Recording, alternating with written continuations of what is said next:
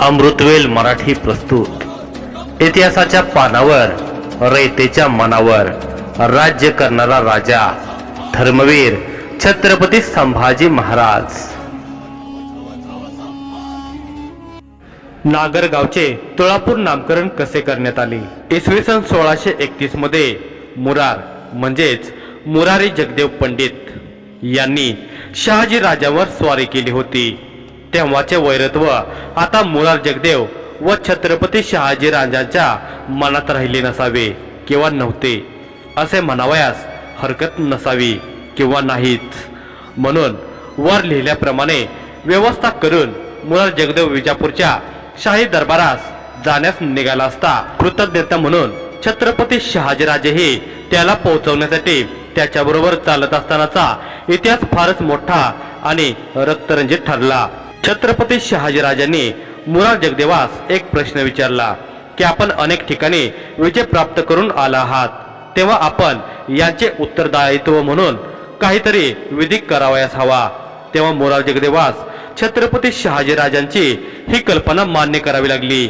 मुरार जगदेव विजापुरास निघाला तेव्हा त्याला एक भयंकर व्याधीने ग्रासले होते।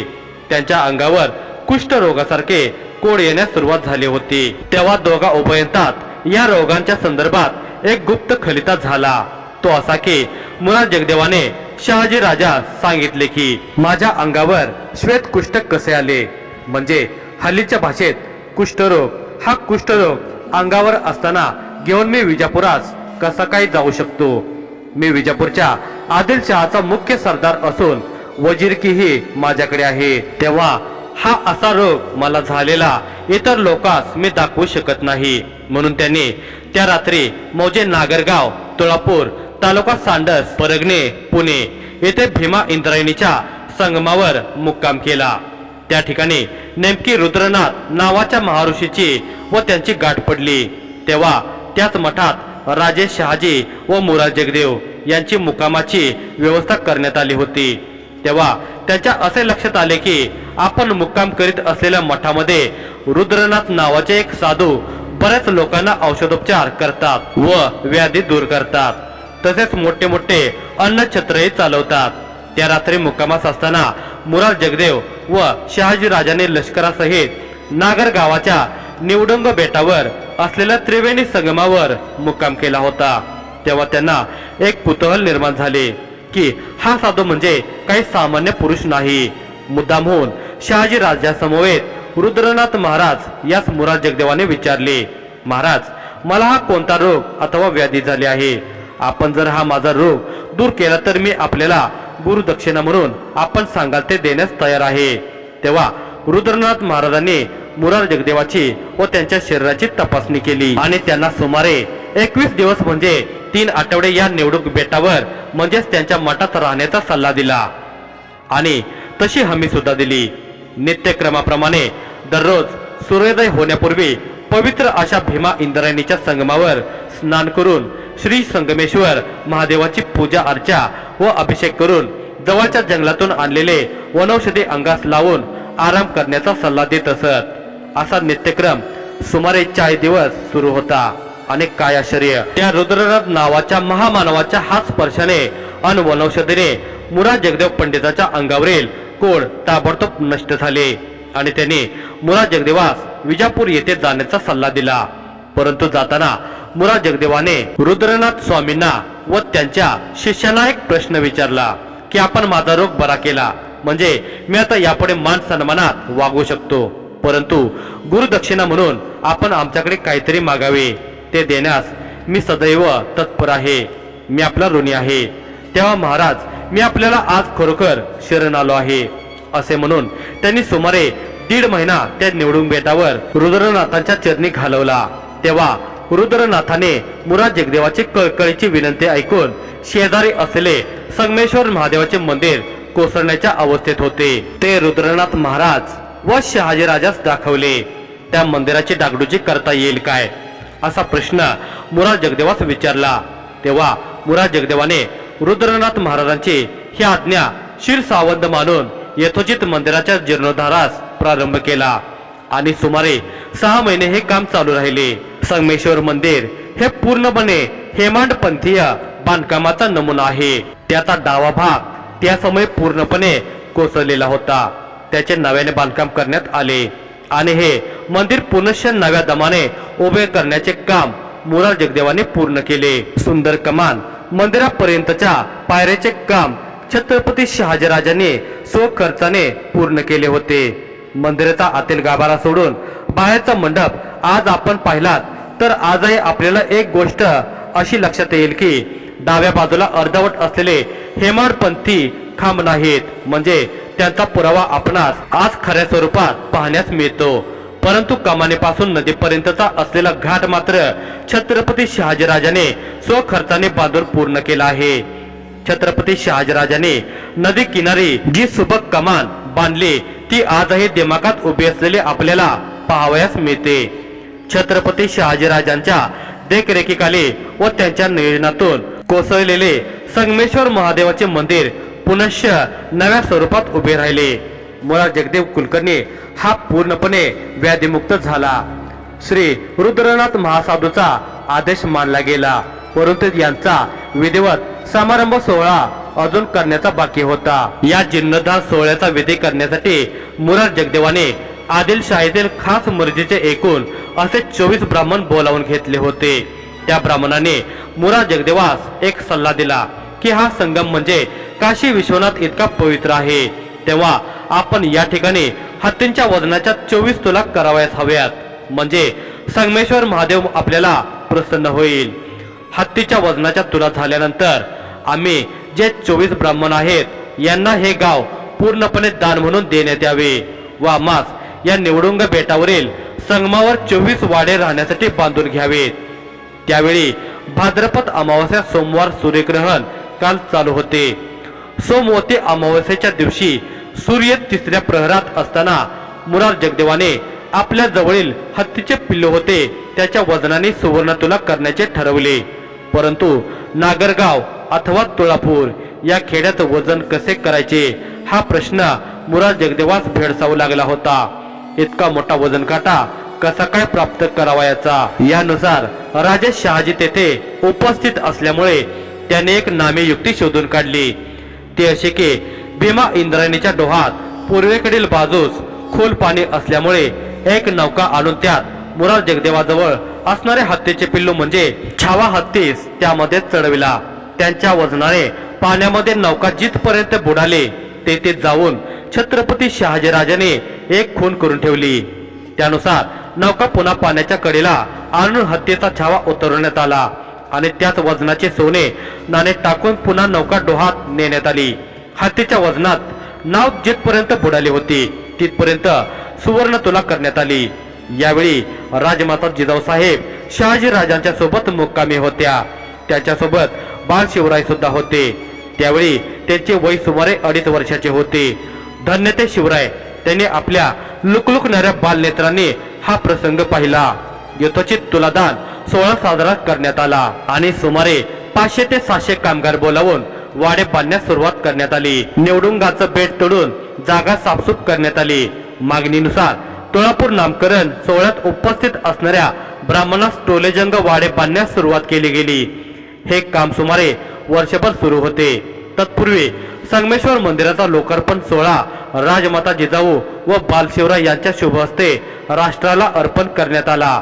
इकडे भराभर कामाला सुरुवात करून बांधकाम आटोक्यात येऊ लागले। 24 भाग अग्रहर करून दिले।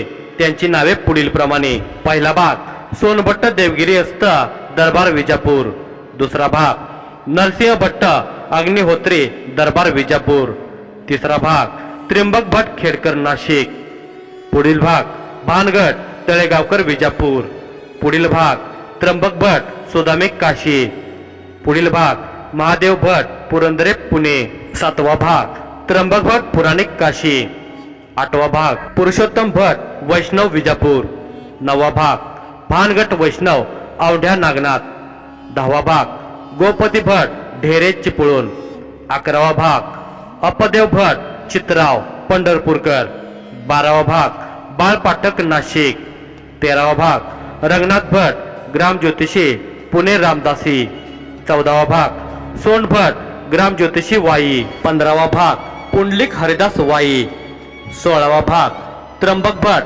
नांदुरकर विजापूर आणि 17वा भाग रायाराव रावरा रायरीकर, याशिवाय अजून अग्रहर असे एकच नाव वाई धोम, मोरेश्वर वळे, भानभट मरकडे, काशीपंत देवगिरिस्ते मोकाशी, गजानन ब्रह्मे, महादेव भट पुराणिक, विष्णुपंत देव, ग्राम ज्योतिषी सनकाळे गुरुजी, भाळभट नगरकर अहमदनगर, अशा प्रकारे इतर सर्व ब्राह्मणास नागरगावचे तुळापूर नामकरण झाल्यावर सर्व शेती 24 भागात सरस निरस हिश्श्याप्रमाणे दान दिली गेली.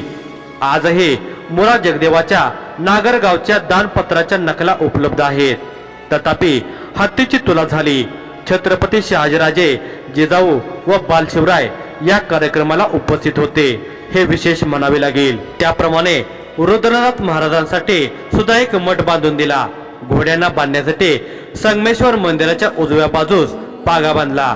कुत्तेश्वर महाराजांची समाधी, फत्तेश्वर महाराजांची समाधी, योगेश्वरांची समाधी इत्यादी छोटे मोठे बांधकाम करून देऊन मुरा जगदेवाने श्री रुद्रनाथांचा निरोप घेण्याचे ठरवले. त्यानुसार राधा माधव विलास चंपू या ग्रंथामध्ये सुमारे 144 ओळींचे एक काव्य 75 पानामध्ये छापले आहे. ते असे ते शहाजी राजांची स्तुती करणारे आहे, परंतु त्यातील लेख सत्य मानून राजवाडे यांनी त्याला 201 पानांची भलीमोठी प्रस्तावना लिहून त्यात शहाजी राजांचे चरित्र वर्णन केले आहे. म्हणजे काव्याच्या आधारे इतिहास घडला आहे. रा माधव विलास चंपू या ग्रंथांच्या प्रस्तावनेत पान नंबर 66 वर राजवाडे लिहितात. सूर्यग्रहणाच्या वेळी मुरार जगदेवाने कालिदास नावाच्या एका कवीला, वर रुची नावाच्या विद्वान माणसाला आणि सगळ्यात महत्वाचे म्हणजे रायाराव आडनावाच्या ब्राह्मणास भूमी दान दिले. यात कालिदास कवी आणि वर रुची हा इसवी सन 1633 मध्ये दिलेले दान घेण्यास आले होते, असे राजवाडे लिहितात. आता तिसरा रायाराव हा ब्राह्मण पहा. मूळ 91 कलमी बकरीतील कलम 20 मध्ये रायराव असा उल्लेख आढळतो. मुसलमानी रियासत भाग 1 पृष्ठ क्रमांक 283 वर रायराव हे नाव आहे. यातील रायराव, रायराव आणि रायराव या नावाचा अर्थ एकच समजावा. पुढे तर यांचे आडनाव रायरीकर या नावाने वाचाव्यास मिळते. मुसलमानी रियासत पृष्ठ क्रमांक 283 वर रायराव हा शब्द आडनाव म्हणून वापरला गेल्याचे दिसते. एक रायराव कमी पडला आणि त्यांच्या जागी दुसरा रायराव आला. अशी लेखनावरून रायराव हे त्याचे आडनावच आहे असे समजावण्यास हरकत नाही. इसवी सन 1912 मध्ये प्रसिद्ध झालेल्या श्री रा वा प्रधान यांच्या प्रभुकुल दीपिका प्रसिद्धी पृष्ठ क्रमांक 48 या पानावर रावरा असे एक आडनाव वाचावयास मिळते. त्यात खुलासा करून राघव, रायवर, रायराव असे तीनही पर्याय म्हणून शब्द दिलेले आहेत. त्यावर रायराव हा चांद्रसेनीय कायस्थ होता असे समजण्यास हरकत नाही. नागरगाव म्हणजेच तुळापूर येथील नामकरण सोहळा उरकल्यानंतर मुरार जगदेव आणि छत्रपती शहाजीराजे आपापले लष्कर घेऊन विजापूरच्या मार्गावर चालू लागले. त्यामध्ये मौजे पाबळगावच्या पश्चिमेला सुमारे 12 मैल असणाऱ्या खेड या गावी आले. तेव्हा सिद्दी साहेब खान हा सरदार मुरार जगदेवाचा सन्मान म्हणून त्यांच्या सोबत विजापूर येथे जाण्यास निघाला. त्यांच्यासोबत सुमारे 3000ची फौज होती. याच दरम्यान छत्रपती शहाजीराजांनी त्यांच्या येण्यावर शंका व्यक्त केली, कारण यात सिद्दी साहेब खानाने छत्रपती शहाजीराजे व मुरार जगदेव यांचा अपमान केला होता. तो सिद्दी साहेब खान सुमारे 3000 स्वार व प्रचंड हत्यारासह आला आहे. हे पाहून छत्रपती शहाजीराजांनी त्याच्या सैन्यावर एकदम हल्ला चढवला. त्यात सिद्दी साहेब खान व शहाजीराजे यांच्यात प्रचंड धुमकचक्री झाली. छत्रपती शहाजीराजांनी सिद्दी साहेब खानाच्या सैन्याची प्रचंड हानी केली होती. खूप मोठा रक्तपात झाला होता. त्यामध्ये सिद्दी साहेब खानाच्या तोफखान्यातील मुख्य सरदार अंबर सिद्दी हा घायाळ होऊन खाली कोसळला. तेव्हा छत्रपती शहाजींनी ताबडतोब त्यास कैद केले व स्वतः साहेब खान हा शहाजीराजांच्या फौजांच्या वेढ्यात सुमारे 3 दिवस अडकून पडला. शेवटी मुरार जगदेवाने त्यात मध्यस्थी करून त्या सुरक्षित विजापूरला नेऊन पोहोच केले. या लढाईचे कारण छत्रपती शहाजीराजांनी असे सांगितले की कोहरच्या किल्ल्यावरील निजामशहाचे हत्ती सिद्धीने पकडून नेले. त्याचा बदला घेण्याच्या हेतूने आपण त्यास शिक्षा केली. ही लढाई खूप चुरशीत झाल्यावर तिच्यावर सिद्धीसाहेबचे पुष्कळ लोक मारले गेले. या युद्धभूमीवर रक्ताचा चिखल झाला. बुसानी नुस्लीन या विजापूर या ग्रंथामध्ये याचा उल्लेख करण्यात आला आहे. त्यानुसार राजा शहाजींनी सिद्धीसाहेब खान यांचा धुव्वा उडवल्यानंतर मात्र मुराद जगदेवाने त्यास वाचवण्याचा प्रयत्न करून मोठाच कहर निर्माण केला. विजापूरचा मुसलमान इतिहासकार असे लिहितो आणि सिद्धीसाहेब खान सोबत मोठा तोफखाना होता असे वरील वर्णनानुसार माहिती उपलब्ध होते. त्याचे कपट कारस्थान छत्रपती शहाजीराजांनी ओळखल्यामुळेच हा मुरार पंथाच्या सन्मानासाठी आला होता असे म्हणता येणार नाही. त्याचा हा डाव ओळखून छत्रपती शहाजीराजांनी त्यास योग्य अशी शिक्षा दिली होती असे म्हटले तर वावगे ठरू शकत नाही. याच्यानंतर छत्रपती शहाजीराजांनी आपला मोठा मुलगा संभाजी याचा विवाह जुन्नरचा शिवनेरीचा किल्लेदार श्रीनिवासराव यांची कन्या जयंतीबाई हिच्याशी जुळवून आणला. परंतु दोघांमध्ये लवकर खटका उडाला आणि श्रीनिवासरावास विश्वासघाताने पकडून अटक केली आणि स्वतः जुन्नर, श्रीवर्धन, सुंदा, भोर, पारसगड, हर्षगड, माहुली आणि कोहज या किल्ल्यावर कब्जा करून सत्ता प्रस्थापित केली. तो काळ होता इसवी सन 1633 ते 34. कारण शहाजींच्या मोठ्या मुलाचा म्हणजेच छत्रपती संभाजींचा जन्म इसवी सन 1624 मधील आहे. याची निश्चित तारीख मास शोधण्याचा प्रयत्न अजूनही चालू आहे. इतक्या स्वाऱ्या केल्यानंतर छत्रपती शहाजीराजांनी मुर्तजा निजामशहा या नामधारी बादशहाला भीमगड येथून आणून शिवनेरी म्हणजेच जुन्नर येथे नेऊन ठेवले. श्रीनिवासरावांकडून छत्रपती शहाजीराजांनी भरपूर संपत्ती घेतली होतीच. त्याचप्रमाणे इतर श्रीमंत सरदारांकडून बरीच संपत्ती गोळा झाली असल्याने पैशाची कमतरता भासली नाही. म्हणून ते स्वतः जुन्नर येथे थाटामाटात राहत असत. पूर्वीच्या निजामशहाकडून शाही असे 12,000 सैनिक त्यास प्राप्त झाले. त्याप्रमाणे मुबलक धन, विशाल प्रदेश आणि मोठी लढाई फौज शहाजीराजांजवळ जमली होती. हे पाहून मोगल सरदार महावत खानाला कळून चुकले की आपण निजामशाही बुडवली आहे असे आतापर्यंत समजत आलो. परंतु ते आपले स्वप्नच होते असे म्हणायला हरकत नाही. कारण छत्रपती शहाजीराजांनी निजामशहाला पुन्हा उभे केले आहे व आपल्याला मोठ्या अडचणीमध्ये आणले आहे असा विचार करून छत्रपती शहाजीराजे आदिलशाही आणि निजामशाही या दोघांची एकाच वेळी युद्ध करण्याची तयारी महावत खानाने केली. त्यानुसार त्याचा मुलगा सुजा खान यांच्याबरोबर भरपूर दारुगोळा, प्रचंड तोफखाना, भरपूर पैसा देऊन दक्षिणेत परांड्याजवळ दिनांक 24 फेब्रुवारी 1634 या दिवशी रवाना केले. हा परिंडा नावाचा किल्ला अगोदर निजामशहाच्या ताब्यात होता. परंतु त्यावरील किल्लेदाराला आदिलशहाने सुमारे 3 लाख रुपये लाच देऊन काबीज करून स्वतःकडे ठेवून घेतला होता. तो किल्ला ताब्यात घेण्यासाठी त्या किल्ल्याला सुजा खानाने वेढा घातला आणि तो वेढा मोठ्या नेटाने चालू ठेवला होता. इसवी सन 1633 मध्ये छत्रपती शहाजीराजांनी आपले सैनिक अहमदनगरच्या जवळ जमा करून दौलताबाद, बिदर व आसपासच्या ठिकाणाचा प्रदेश व्यापत वाहतुकीचे रस्ते लुटून आणण्याचा सपाटा चालवला होता. म्हणून भोसल्याचे राहते घर व गाव चमारगुडा लुटून आणण्यासाठी मोगलाची एक तुकडी तिकडे गेली होती. त्या मोगली फौजेच्या तुकडीने डिसेंबर 1633 ते 1634 मध्ये संगमनेर येथे छावणी उभी केली होती. मोगल सरदाराने परिंडा किल्ल्यावर हल्ल्यांचा वृत्तांत पोर्तुगीज व मोगल अशा दोन्ही भाषेत लिहिला गेला आहे.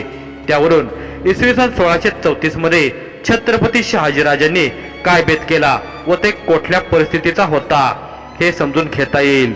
दिनांक 24 फेब्रुवारी 1634 रोजी मोगली फौजी घेऊन शहाजादा सुजा खान दाखल झाला होता आणि त्याने परिंडा किल्ल्याला वेढा टाकला होता. परंतु तो वेढा निष्फळ ठरला गेला. दिनांक 21 मे रोजी त्याच्या सैन्याला माघारी फिरावे लागले होते. त्याला मुख्य कारण म्हणजे महावत खानाची ढिसाळ सेना हा होता. त्याने मोगल सैन्याचे मनसुबे मराठी सैन्यास कळवल्यामुळे मराठी सैन्याला त्याची खबर मिळून ते सावध झाले. त्याच्या रणकौशल्यानुसार मोगली फौजेचा दाना पाणी रोखण्यात मराठी यशस्वी ठरले होते। त्यामुळे मोगली फौज उपाशी मरू लागली होती। परिंद्यातील किल्ले राखण करणाऱ्या सैनिकांना आदिलशहाकडून मुबलक द्रव्य आणि युद्ध सामग्री यांचा पुरेपूर पुरवठा झाल्यामुळे त्यांना पुष्कळच स्फूर्ती मिळाली होती। मुरार जगदेवाच्या नेतृत्वाखाली भरपूर सैन्य आदिलशहाने परिंडा किल्ल्यावरच्या रक्षणासाठी रवाना केले होते।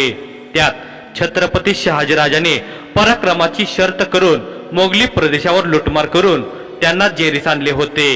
यावेळी मोगलांचा सेनापती सरजा खान यांच्या हाताखाली मालोजी व परसोजी भोसले हे मराठे सरदार होते। विजापूरच्या सैन्यात झुंजारराव घाटगे आणि त्यांचे 2 भाऊ होते, तर घोरपडे यांच्या ताब्यामध्ये अंबाजी व विठोजी भोसले हे बारगेर व इतर मराठे सुद्धा मोठ्या संख्येने होते।